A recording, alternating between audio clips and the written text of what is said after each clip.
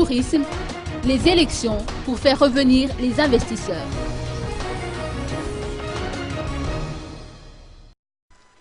Les perspectives de développement du secteur touristique requièrent un climat politique serein, a tenu à rappeler Jean-Max Rakhout-Mahmoud, ministre du Tourisme. L'environnement instable qui prévaut actuellement provoque des effets néfastes sur l'investissement touristique étranger, a-t-il poursuivi. À cet effet, le ministre du Tourisme préconise la tenue des élections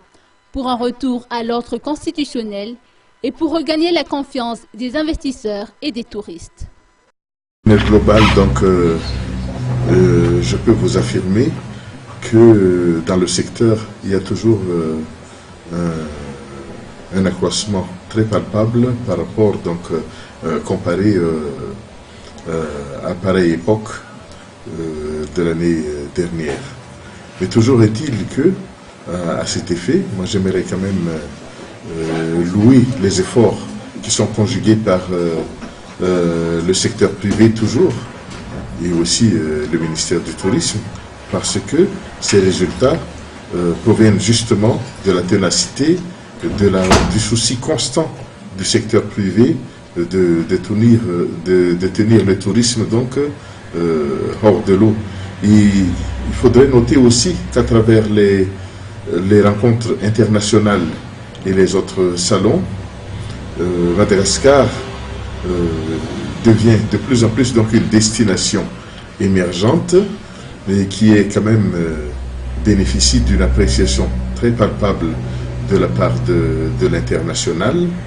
d'une part, et d'autre part il y a aussi cet engouement qui place donc Madagascar parmi les top 10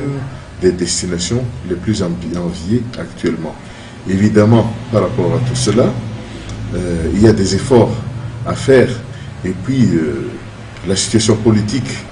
surtout donc à la veille de cette deuxième édition de l'International Tourism Fair au Madagascar, est assez confuse. Et au jour d'aujourd'hui, moi je voudrais quand même lancer un message d'abord à l'endroit du secteur privé pour qu'il fasse toujours preuve de ténacité et pour que notre secteur puisse toujours aller de l'avant. Et d'un, parce que les efforts qui ont été conjugués depuis commencent à porter leurs fruits, et d'autre part, de la part de la classe politique,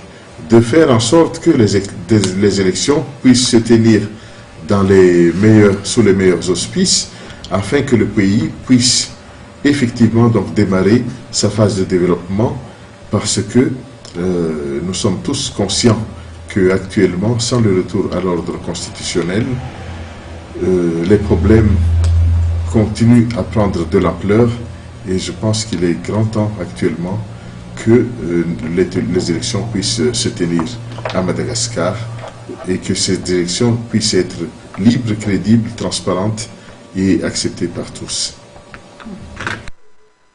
Le ministère du Tourisme place la barre plus haut en se lançant le défi des 300 000 touristes pour cette année,